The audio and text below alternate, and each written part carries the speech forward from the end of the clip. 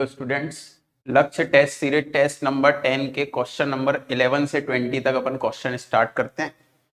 Question number 11, the angular speed of wheel of a vehicle increased from 360 rotation per minute to 1200 rotation per minute.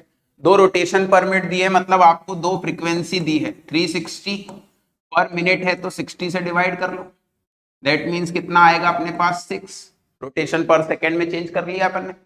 Second अपने को क्या दिया हुआ है 1200 के लिए अपन 60 से डिवाइड कर लें तो अपने पास आंसर कितना आ रहा है 20।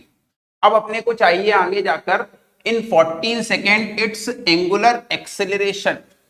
अगर अपन न्यूटन्स लॉ के या अगर अपन बात करें इक्वेशन ऑफ मोशन के अकॉर्डिंग देखें तो एक equation v equal to u plus a t, इसका सेम जो एंगुलर स्पीड में आता है तो omega equal to omega not plus alpha t. यहाँ पर ये initial velocity, initial angular velocity, और ये क्या है फाइनल। तो यहां से अगर अपन इनिशियल के लिए वैल्यू देखें तो यहाँ पर क्या लिखेंगे 2 पाई, और फाइनल फ्रीक्वेंसी कितनी है अपने पास 20 इक्वल टू, यहां पर देखें तो 2 पाई और इनिशियल फ्रीक्वेंसी अपने पास कितनी है 6 प्लस अल्फा, और टाइम पीरियड कितना दिया अपने को 14। अब अगर यहां पर ध्यान दें तो ये हो गया 40 pi equal to 12 pi plus 14 alpha. Alpha एक बोल सकते हैं एंगुलर एक्सेलरेशन है, इसको इधर ले जाओ तो 40 pi minus 12 pi equal to 14 alpha. यहां से दिख रहा है अल्फा इक्वल टू ये कितना है 28 पाई डिवाइडेड बाय 14। आंसर कितना आ गया अपने पास 2 पाई। मतलब अपना जो एंगुलर एक्सेलरेशन है वो कितना है 2 पाई। आंसर क्या है ए। नेक्स्ट अपन 12 नंबर क्वेश्चन चेक करते हैं। A geostationary satellite is orbiting the earth at a height of 5r above the surface. That means centre से कितना होगा 5r, अबव द सरफेस है that means r plus 5r। मतलब पहले की distance क्या है अपने पास 6r। बाद में उसने बोला है that of earth r being the radius of the earth, the time period of another satellite in our at a height 2r। तो अगर देखें तो r प्लस 2r कितना हो गया यहां पर 3r। तो दो टाइम पीरियड आ गए। अपने को पता है केपलर्स थर्ड रूल क्या बोलता है, टी स्क्वायर डायरेक्टली प्रोपोर्शनल क्या है r cube. Kepler third rule क्या बोल रहा है, t square directly proportional r cube.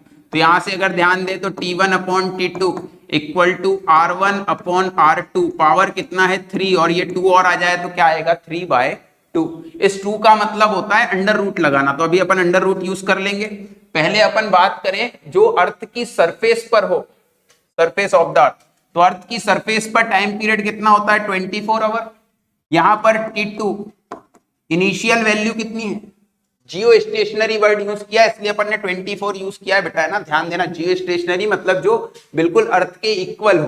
तो अपन यहां पर क्या बोल रहे हैं, पहले कितना था 6r और अब कितना है 3r।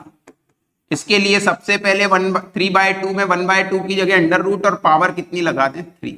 यहाँ r से r 3 से cancel 2 times 24 divided by t2 equal to under root 2 का स्क्वायर। दैट मीन्स कितनी बार लिख दे under root 2 under root 2 under root 2, power में 3 लगा है।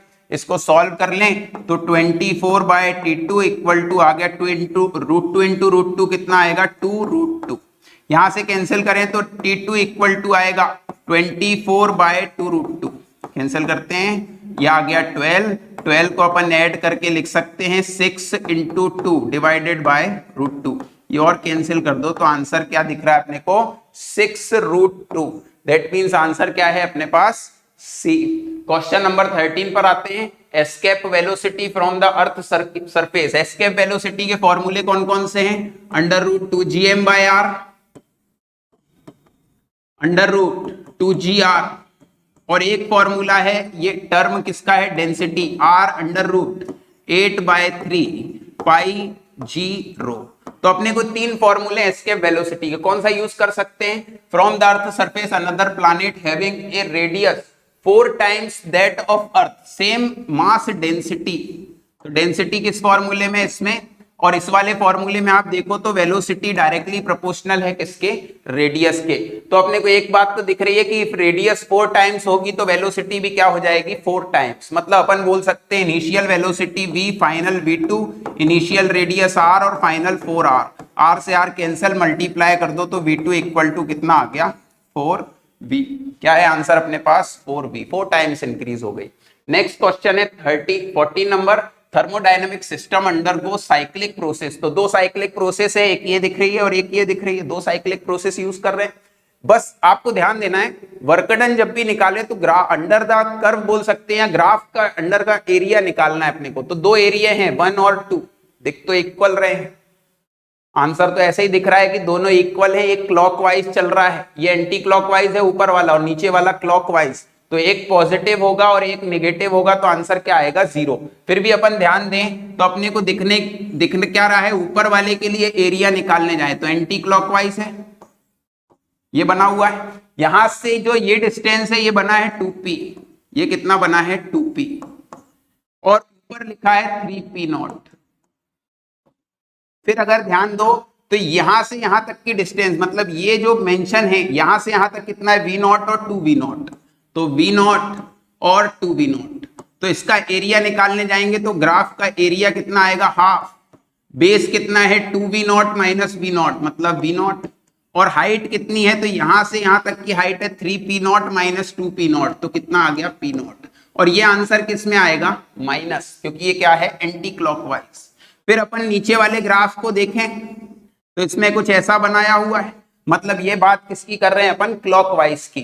तो आंसर तो इसका भी सेम दिख रहा है, ये है 2p0 और ये है p0 और ये है v0 और ये है 2v0। तो आंसर तो एज इट इज दिख रहा है कि सेम आ जाएगा 1/2 v0 p0। बस यहां पर आंसर आएगा प्लस, क्योंकि ये क्या है क्लॉकवाइज, दोनों सेम दिख रहे हैं। वर्क डन क्या होगा a1 प्लस a2। फाइनल लिखने जाएंगे तो एक बार हाफ v0 p0 और एक बार माइनस में हाफ v0 p0, दोनों कैंसिल हो जाएंगे और फाइनल वर्क डन क्या आ जाएगा 0। तो आंसर अपने पास क्या है 0। नेक्स्ट क्वेश्चन नंबर 15 पर आते हैं। कार्नोट इंजन दिया है having an efficiency of eta. तो ईटा इक्वल टू अपने को याद हो तो दो फॉर्मूले, एक है W/Q1 मतलब work done upon absorb heat. Carnot engine आपको अगर याद हो तो एक कुछ इस टाइप से सोर्स होगा और एक क्या होगा सिंक। तो सोर्स हीट Q1 देता है तो एब्जॉर्ब Q1 होता है और उसमें वर्क होकर किस में कन्वर्ट हो जाता है Q2। तो वर्क इक्वल टू क्या होता है Q1 प्लस या Q1 माइनस क्या होगा, वर्क इक्वल टू अपने पास Q1 minus Q2, Q1 minus Q2, ये आ गया वर्क डन।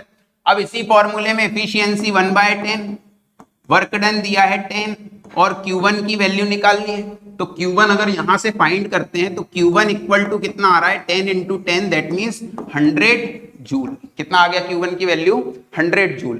अब अगर यहां से Q1 आ गया तो वर्क डन वाले फॉर्मूले से निकालने की कोशिश करें तो पूछा क्या है the amount of energy absorbed from the reservoir of at lower temperature.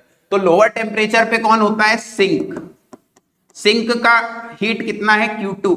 तो W equal to Q1 minus Q2।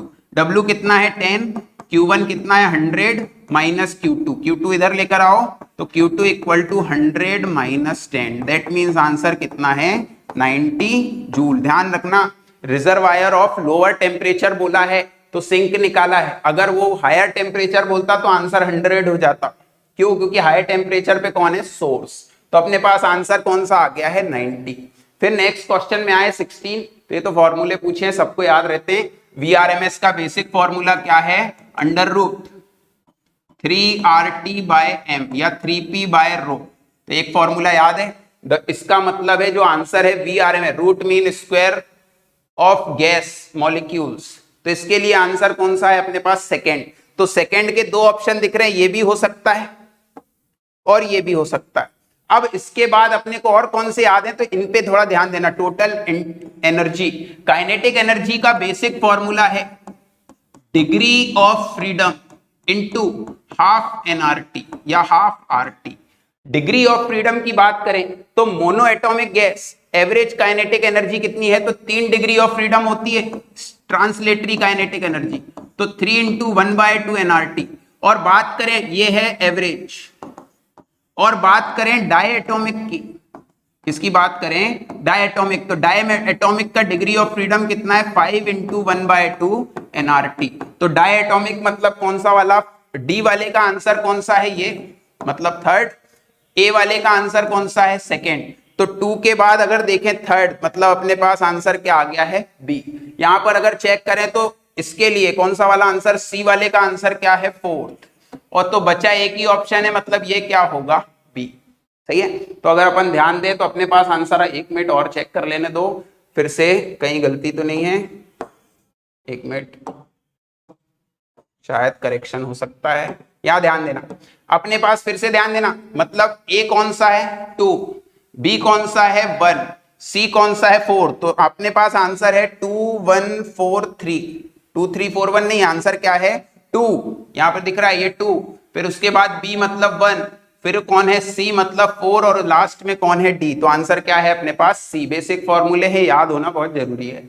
17 number question पे आते हैं। A body is executing simple harmonic motion with frequency n. आप ध्यान रखना, इसको जो अपन सॉल्व करते हैं तो बहुत बेसिक एरर के जैसे सॉल्व करते हैं, जैसे एरर्स में आप सीधा पावर से मल्टीप्लाई कर लेते हो, वैसे ही यहां पर ध्यान दो, किसी भी एनर्जी का फॉर्मूला, तो काइनेटिक एनर्जी, पोटेंशियल एनर्जी, कौन सी पूछी, पोटेंशियल पूछी, पोटेंशियल लिख लेते हैं, half m omega square y square. यहां से दिख रहा है पोटेंशियल एनर्जी डायरेक्टली प्रोपोर्शनल है ओमेगा स्क्वायर, ओमेगा की जगह कौन आएगा 2 पाई न्यू स्क्वायर।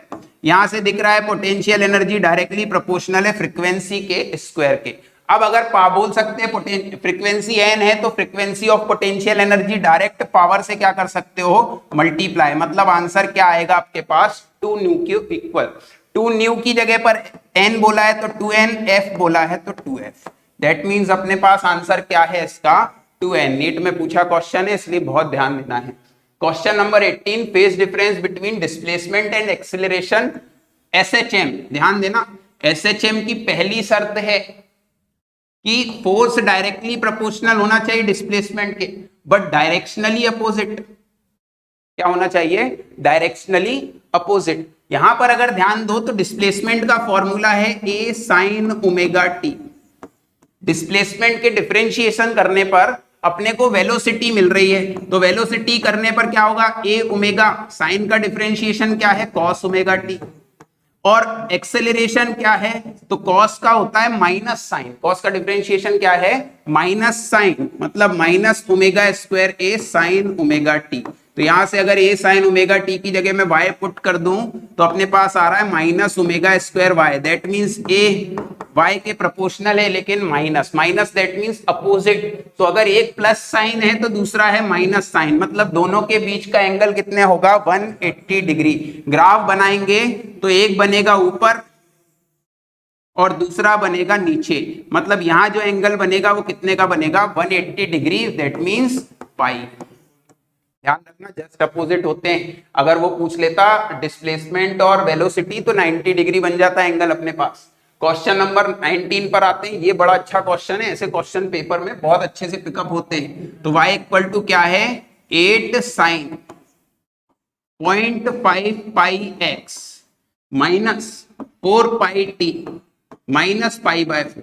अब बस इसमें अपने को ध्यान देना है, एज्यूम करना है, जैसे वो शायर करता है ना झील की नीली आंखें, वैसे ही अपन यहां पर एज्यूम करके चलेंगे कि आगे जो है वो एम्पलीट्यूड होगा आयाम, इसके साथ होगा साइन, x का जो कंपोनेंट या x के जो साथ रहता है वो कौन है kx, t का जो कंपोनेंट है t के साथ कौन रहता है ओमेगा t, और ये क्या है फाई। अपन ने एज्यूम कर लिया ऐसा। यहां से ध्यान दो तो k की जगह पर लिखा है 4 पाई, एज्यूम कर लिया तो k इक्वल टू क्या होता है 0.5 पाई। यहां पर ध्यान दो ओमेगा की जगह क्या है 4 पाई, ओमेगा की जगह 4 पाई, और wave velocity v equal to होता है ओमेगा अपॉन k, तो 4 पाई अपॉन 0.5 पाई, तो पाई से पाई कैंसल, पॉइंट हटाए 0, 5 अट्टे 40, तो आंसर कितना आ गया 8। सही है, तो अपने पास आ गया 8। यहां ध्यान देना वेव वेलोसिटी पूछी है, अगर मैक्सिमम स्पीड या मैक्सिमम वेलोसिटी ऑफ एसएचएम पूछता तो उसका आंसर क्या होता ए ओमेगा से निकालना पड़ता, लेकिन उसने यहां पर ये नहीं पूछा, इसलिए अपन ने आंसर क्या लगाया है 8 मीटर पर second. Last question is second overtone of an organ pipe, open organ pipe has the same frequency as the first overtone of a closed organ pipe। Overtone पे ध्यान दे, जैसे ओपन ऑर्गन पाइप में frequency ratio होता है 1 2 3 4 5 6, इसको बहुत ध्यान से देखना। और क्लोज्ड ऑर्गन पाइप, ये ओपन ऑर्गन पाइप की बात कर रहा हूं, और क्लोज्ड ऑर्गन पाइप में जो रेशियो है यहां पर होता है 1 3, दैट मींस ऑड नंबर आ रहे हैं 1 3 5 7 9 11 ऑड नंबर आ गए। अब ध्यान देना, हार्मोनिक्स और ओवरटोन मतलब एक टाइप से अपन बोल रहे हैं सन्नादी और अधिस्वरक, सही है, सन्नादी और अधिस्वरक। तो अपने पास जो सन्नादी स्टार्ट हो रहा है हार्मोनिक्स वो 1 से होता है, लेकिन ओवरटोन कहां से स्टार्ट होगा 2, दैट मींस ये है फर्स्ट ओवरटोन, ये कौन है सेकेंड ओवरटोन, ये कौन है थर्ड ओवरटोन, ये कौन है फोर्थ ओवरटोन। जस्ट बाद वाला ये कौन है फर्स्ट ओवरटोन, ये कौन है सेकेंड ओवरटोन, ये कौन है थर्ड ओवरटोन। तो अगर देखें तो अपन इसकी फ्रीक्वेंसी जो इनिशियल होती है बोल सकते हैं फंडामेंटल, तो ओपन ऑर्गन पाइप की फंडामेंटल फ्रीक्वेंसी होती है V/2L, बस उसमें ये मल्टीप्लाई करते जाओ तो सारी फ्रीक्वेंसी मिलेंगी। क्लोज्ड ऑर्गन पाइप की फंडामेंटल फ्रीक्वेंसी क्या होती है V/4L, थोड़ा सा डिफरेंस है। ओपन दैट मींस कैसा बनेगा, कुछ इस टाइप का ऑर्गन पाइप होगा, और ये जो डिस्टेंस है यहां से यहां तक की ये है λ/2, इसलिए V/2L आ जाएगा। और क्लोज्ड ऑर्गन पाइप में जो बनेगा कुछ इस टाइप से बनेगा, और ये डिस्टेंस क्या होती है λ/4, तो इसलिए डिफरेंस है, एक में 2 और एक में क्या आ रहा है 4। अब अपने को बोला फर्स्ट, क्या बोला है ध्यान दो, सेकेंड ओवरटोन, तो सेकेंड ओवरटोन कहां पे दिख रहा है, ये दिख रहा है, और 3 का इसमें मल्टीप्लाई कर ले तो क्या आ रहा है, तो ν1 इक्वल टू अपने पास आ रहा है 3V/2L, और L के लिए अपन LO कर लेते हैं ओपन ऑर्गन पाइप के लिए। फिर उसके बाद आगे बोला है the same frequency as the first overtone of a closed organ pipe, तो इसका क्लोज्ड का फर्स्ट कौन है ये, तो ये ओपन है और ये है क्लोज्ड, फ्रीक्वेंसी किसकी क्लोज्ड की 3V, और इसकी फंडामेंटल कितनी है 4L, L क्या है क्लोज्ड, मतलब C लिख देते हैं। अब अगर दोनों को इक्वल कर दें तो 3V/2L नॉट और इक्वल टू 3V/4LC। यहां ध्यान दो 3V कैंसल हो रहा है, 2 से 2 टाइम्स कैंसल हो रहा है, that means 2LC equal to L not.